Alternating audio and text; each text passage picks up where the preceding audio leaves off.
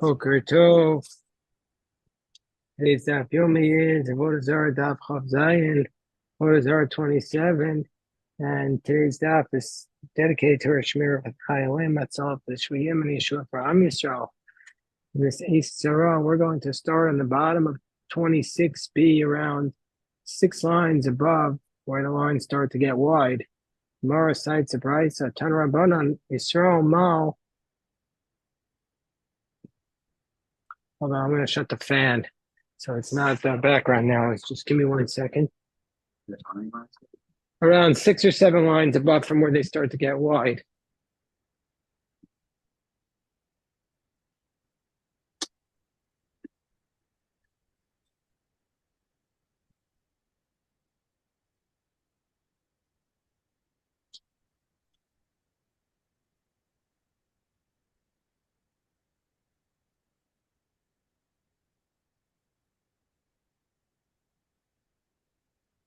So it says the brayso, Yisrael Mal, it's the Ovi Kuchav.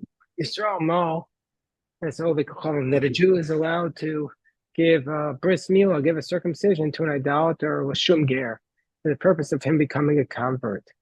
The Gemara says, well, of course it's okay. So no. That if the idolater wants a bris just to become healthy for refuah, that you're not allowed to do. That's unless you're being paid, because we saw if you're being paid, then Mishum Eva, you have to do it.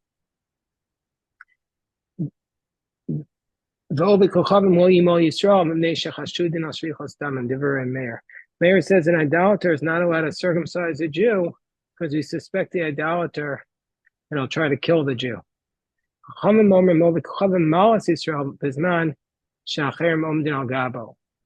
But the Chacham say that an idolater is indeed allowed to circumcise a Jew when others are standing right next to him to protect the Jew. Well, they know, well, but when they're by themselves, they can't do it. Rabbi Meir Omer afilu acherim omdim al gabo namilo zimin dematzalei sakino machloei krus shifcha.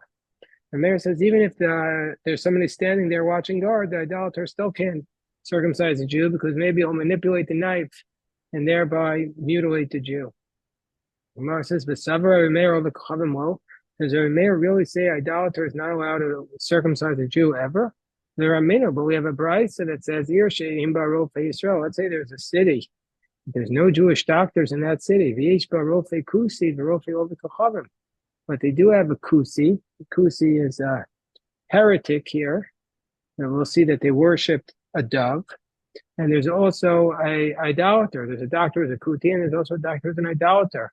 So Meir says, better off to have the idolater do it. Meir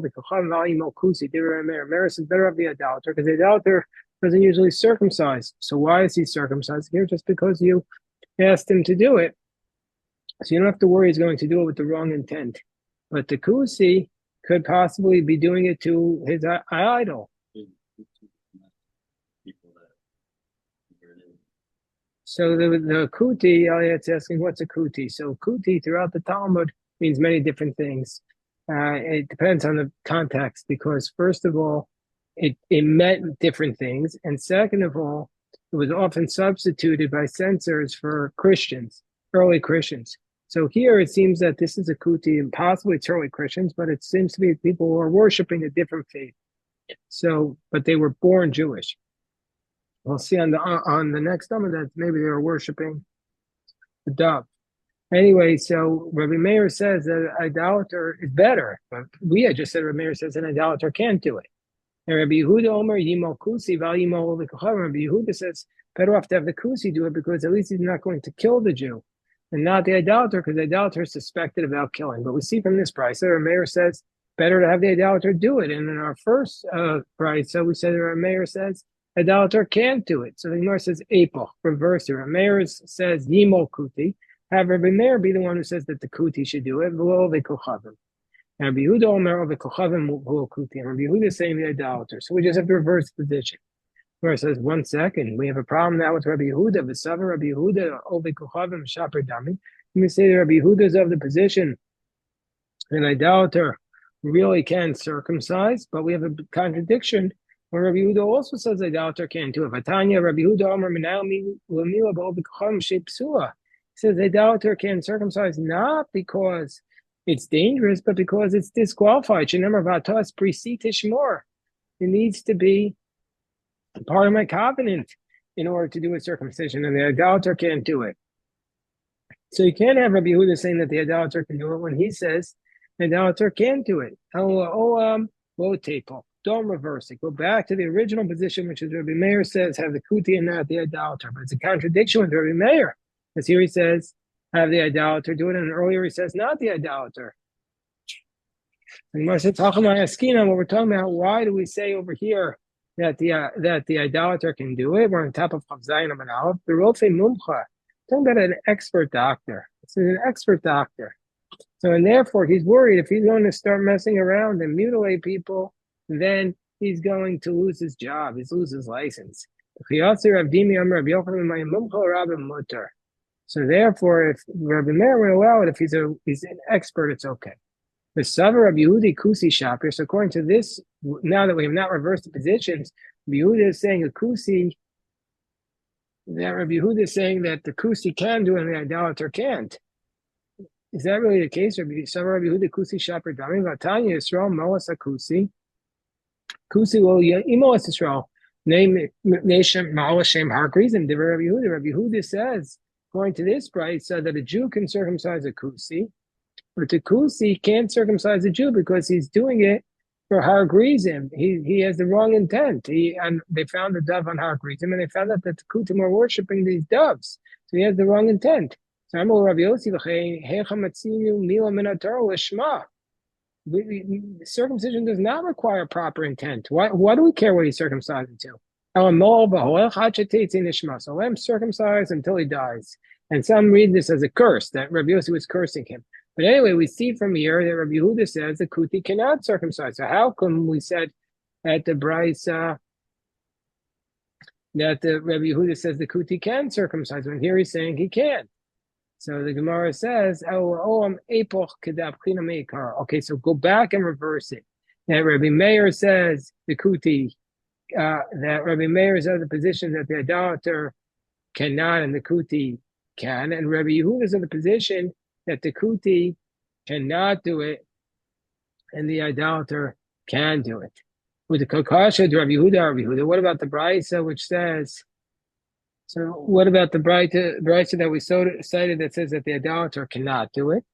Because here we're saying that the idolater can do it according to Rabbi Yehuda. So that is Ahi Rabbi Yehuda Nasi. That Brisa on the bottom of the page, it says that B'risi Tishmor, they need to be part of the covenant in order to circumcise. That is Rabbi Yehuda Nasi. Ahi Rabbi Yehuda Nasi. Detanya Rabbi Yehuda Nasi Omer Minayla Mila B'Obicham Shepsua. Yehuda Nasi says, how do we know that circumcision by an idolater disqualifies you? How do we know that? So the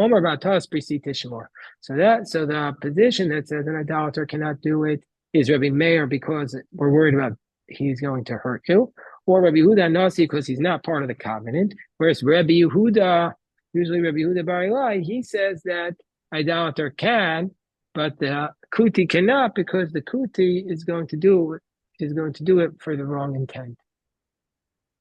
So the Gemara says, Amar Rav Chisda, my time with Rabbi Yehuda.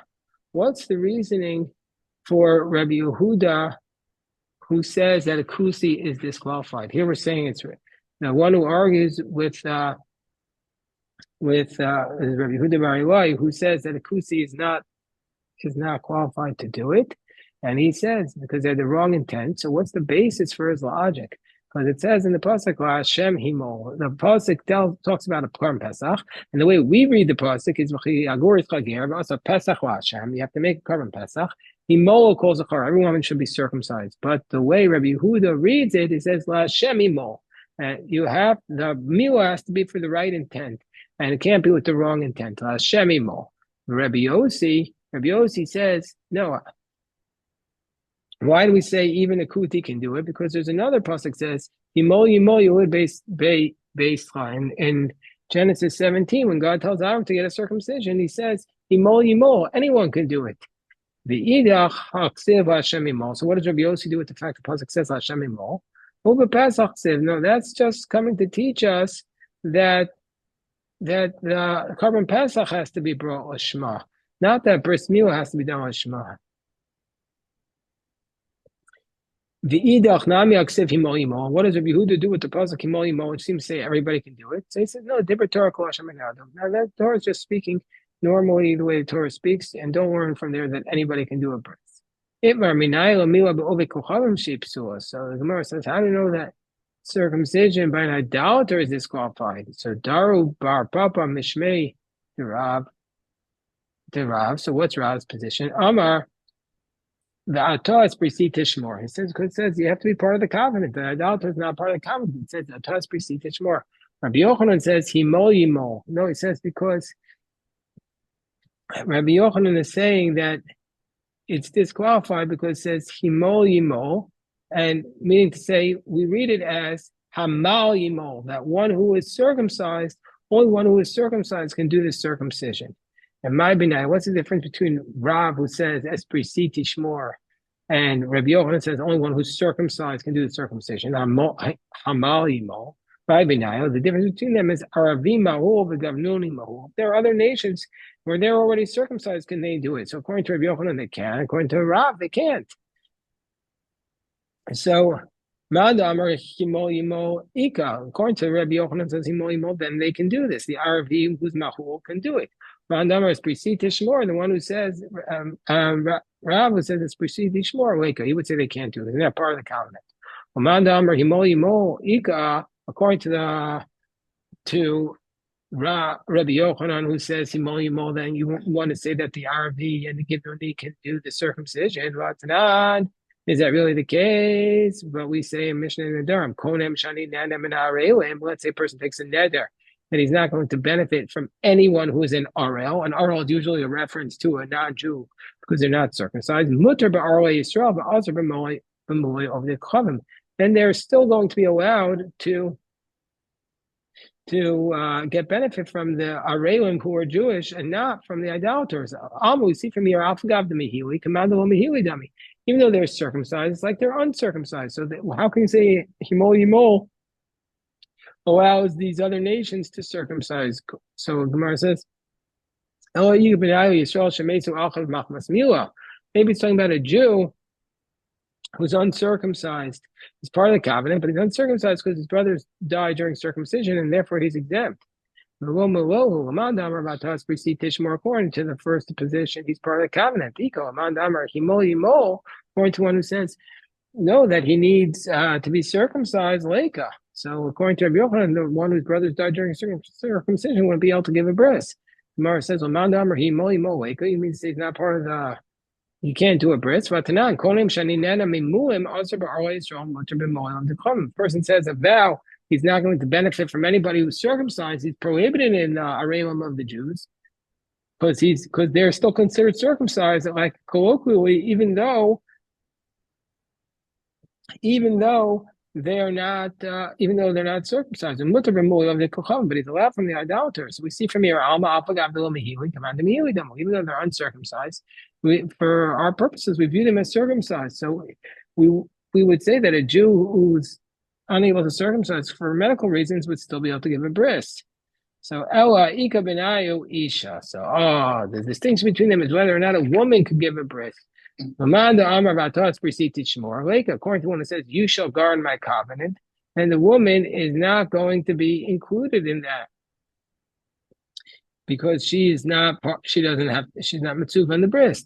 Isha because she's not commanded in circumcision. But the one that says you need to be circumcised, she is included. Isha commanded because the woman is like somebody who's circumcised. And so the Gemara says, wait 1 second. You mean to say that there's an approach that says a woman cannot do the bris? Is there really a position that says a woman cannot do the circumcised? It says Tzipora did a bris. No, sorry, Kari be Vatokach. Read it as Vatokach, that she caused it to be taken through an agent. It says she cut it. Kribe Vitachras, that she that she caused it to be cut. She didn't actually cut it, but she caused it to be cut. Vatachres. She caused it to be cut. The Amilin Shachrini Va'avet. She asked somebody else to do it and they did it. Ibai Sema, that's the case. Or alternatively, Asi Ihi Vaschala Va'asa Moshe Ve'agmar. She started and Moshe finished. So according to the position, she caused it to be cut by a shaliach. Who? Who did she get to do it? She had to get so that's a question. I mean, who was around for her to ask to do it? And it couldn't be an idolater because then we're back to the same question. That's a question Achronim discussed. So can a woman be a circumcision? So Tosfos says we should rule like Rav, that even though she's not kosher, the Rabbi Yochanan, the law is like Rabbi Yochanan, but in this case the law is like Rav, because the price of Rabbi Yehuda Nasi agrees with him. So it's Brisi Tishmor that she's not commanding the milah, but the Bahag paskin and a woman is kosher.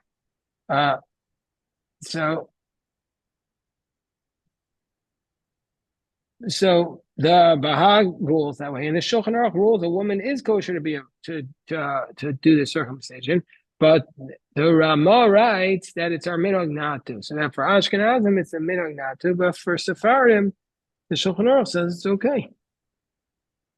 Okay, so we're up to the next Mishnah. Misrata Mehan Ripoy Mamon over Ripoy Nefashos.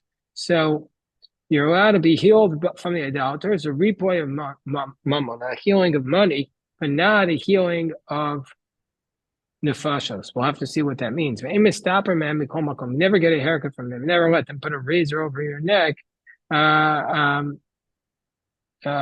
It's too dangerous. If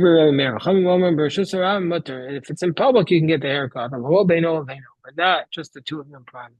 My repoy mammon. What is this repoy mammon? What is this? It says that you're allowed to get healed from them for money. My repoy nefashos. My repoy mammon bisar. If you want to say repoy mammon is where you pay, and repoy nefashos is bechinam, and is for free. Then you could have said that you can get healed from them if you pay them, but not for free. Ella ripoy mamon davar she'en bo sakana. So it means, what does it mean? It says ripoy mamon. It means that that it's something that there's no danger associated with it, and so therefore, all he can do is just make it a little bit worse, that you hurt some more and take your money. But if it's ripoy nefashos, that's davar she'esh bo sakana, and that is something that that your life would be in danger, and so therefore that would not be okay. And that would not be okay. So I mean, say that if the idolater is trying to heal you, he could kill you because it's like a surgery and you could go at any second. Gemara says, "Rav Yehuda feel rivda de kusilta lo matzina minayo." Really, is the case if it's just a monetary, if it's something that's not in danger, you're going to be healed from him. But didn't we learn that Rav Yehuda said even if it was just like a flesh wound, like a rivda de kusilta, like the hole that the bloodletters make, you can't get healed from them. So it means, what does it mean you can be healed money? You're animal, that's your monetary. And ripoy nefashos is you yourself, that's not okay. Behind that, Rabbi Yehuda feel rivda the kusil to one thing. And now Rabbi Yehuda supports it because he says even like this flesh wound, you can't get healed from them. So Amar Rav Chisda Amar Ukva Avam Amar Lo Samponi Yafalo Samponi Ralo Mutter. But if you ask him about a drug and he says this drug is good for you, this drug is bad for you, that's allowed. Why? Because he's going to be, we're on top of 27b, Savar Shiyule Mashilo. He says, he's asking him, he's saying, well, he's asking me. So just like he says to me, ask other people. And so therefore, if he's not going to give him the proper answer, the doctor will ruin his reputation. Amar Rav Amar Rav Yochanan Amar Amar Rav Chizar Rav Yochanan Safek Chai Safek Meis. Let's say he's not, but he's got an illness that if he's not going to heal it, the doctor won't heal it. He's not sure if he'll live or if he'll die. Amos man. Then you can't get treated by the idolater because the idolater will for sure kill him, and because he's not, he can blame it on his illness. So better off don't be treated by that, and maybe he'll live. But the idolater will for sure kill you. But if he's for sure going to die, then misrapa mehen. But then you can go where you know for sure that if you're not going to get healed, he'll for sure die, and there's no doctor to heal him. Then you can get healed from them because the idolater, what's he doing to you? Without this, you're only going to die. Maybe he's just shortening your life, and so maybe it'll work. So therefore, it's okay. So the Gemara says, "Wait, you're worried? You're saying he's just shortening your life? That's called chayei shah, where you know you're going to die, but you have a few moments to live. So you're saying, what's the worst that can happen? It'll just shorten your life." But the Gemara says, but that is life. That shortened life is life. So the Gemara says, no, that chayesha we're not worried about. Meaning say, yes, he could shorten your life, but the benefit of him possibly treating you and saving your life overrides that. Because we know it says that this refers to this part refers to the four Mitzorayim who were written in the second book of Kings. Gehazi and his three sons, according to the Gemara in Sanhedrin. He says, if we said we're going to come to the city and there's a famine in the city, we'll die there. But if we stay here, we'll for sure die. So now let's go. We'll go to the Aramean kingdom. If we live, we live, and if we die, we die. So we see from here that even though they would die if they stayed. And it's possible if they went to the Aramean camp, they would die earlier because they might kill them. But nevertheless, they could get food and they could possibly live. So we see from here, and so there was Va'ika Chayesha. Now these people were sinners. Gehazi was committed a sin. That's how he got leprosy. But still, I guess he had repented, and we're passing halacha from Gehazi's actions. So it says, so it must be alav chayesha lo chayshina. So we're not the possibility that you live a little longer if you don't get help from that, but it's not something we're concerned about. Meisrei, the Gemara challenges chayesha. You're saying we're not worried about chayesha, but we have a concept. A person should not do business with these meaning. With these heretics, and you shouldn't be healed from them even for chayesha. So we see that you cannot be healed for chayesha.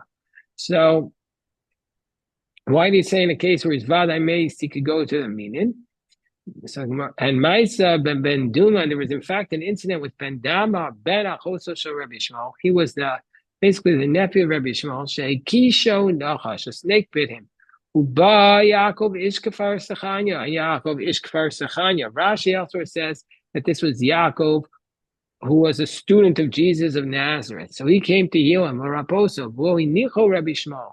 See, by the way, that this rabbis in Talmud have a lot of distrust of the doctors, and it's possible that because some of the early doctors were Christian. So anyway, Yaakov Ishkfar Sechanyo Rafoso, he came to heal him. Nicho Rabbi Shmuel. Rabbi Shmuel said, "No way, get your hands off my nephew."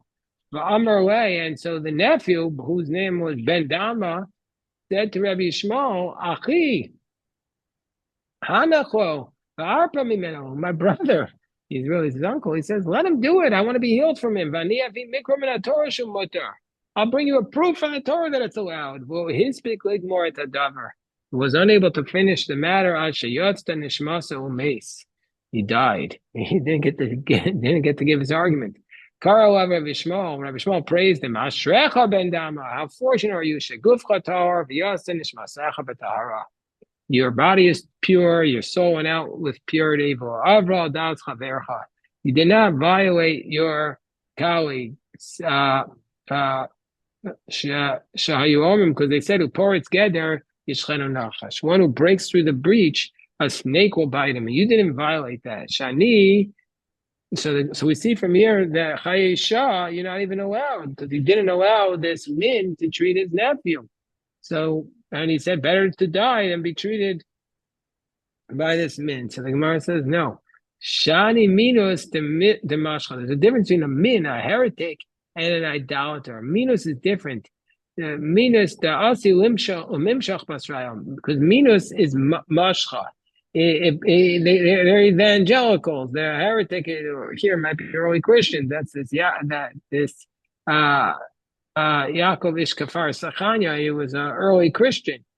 So they're trying to evangelize you, and so therefore we're not going to allow it. Amar Mar. So let's analyze the statement. Baruch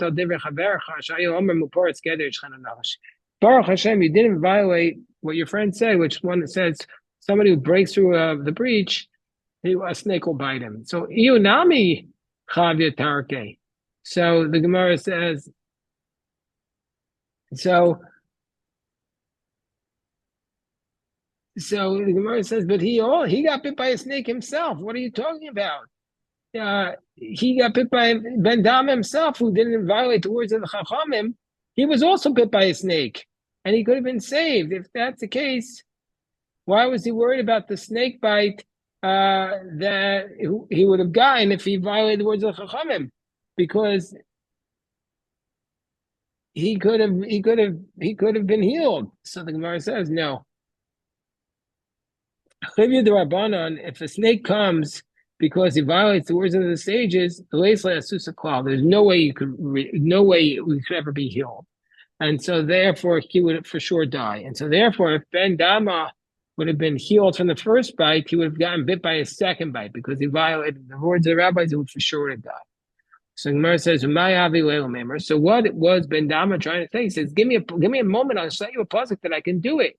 He was going to say, he's saying, the Torah says, in Parashas Achimos, these are the laws of the Torah, he should live by them and not die by them, so let me live. And what was Rabbi Shmuel? He says, Hani Mila B'tzina. Rabbi Shmuel says, yeah. Rabbi Shmuel's position is, yeah, when are you allowed to live by the laws of the Torah? Even idolatry. That's only if it's a mitzvah in private, but if it's a public violation, which is what this was, and every sin you have to give up your life. Rabbi Yishmael does not distinguish between the big three of idolatry, adultery, and murder. He says even in private you have to you can worship those rather than give up your life. But in public, even for any sin, you have to give up your life. Tanya, Rabbi Yishmael Omer Minayin Shein Omer Lo Adam Avodah Kochavim V'al Ta'areg. How do we know we don't say to a person, worship idolatry and don't be killed? Sheyavod. How do we know that under those circumstances, that if they say to a person, worship idolatry and don't be killed, so it says, worship the idolatry rather than be killed because of a chaybahem. Yeah, I might even think in public. No, you can't desecrate my name. So this is the dispute between Rabbi Yishmael and the Rabbanon in Sanhedrin, because the Rabbanon in Sanhedrin say a person's supposed to give up their life rather than violate the big three, whether it's in public or private. But in public, you only, unless it's a time of Shmad, you only have to give up your life for the big three of idolatry, adultery, and murder. What about, let's say you're not required to give up your life, but are you allowed to give up your life? If you're not required by the law, you're allowed to martyr yourself if you're not required to. So Toso says here, if you want to be strict, you can. Like the case of Rav Abbar Zimri in the Yerushalmi in Shvius, the fourth chapter, he was by the idolaters. They say, eat this non-kosher meat, otherwise I'll kill you. He says, if you want to kill me, go ahead and kill me. The mistama betzino.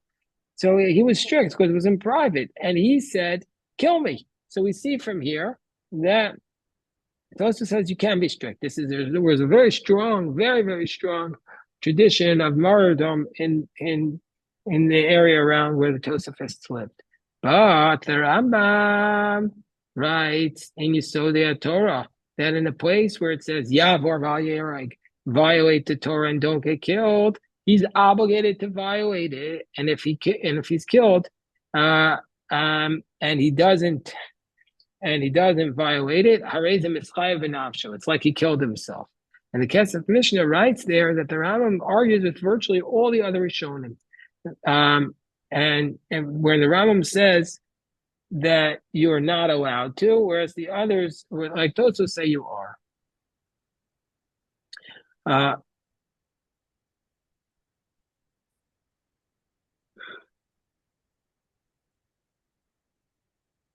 okay, so we'll stop here. Today's daf. Baruch Hashem. Yashikach. We'll stop here.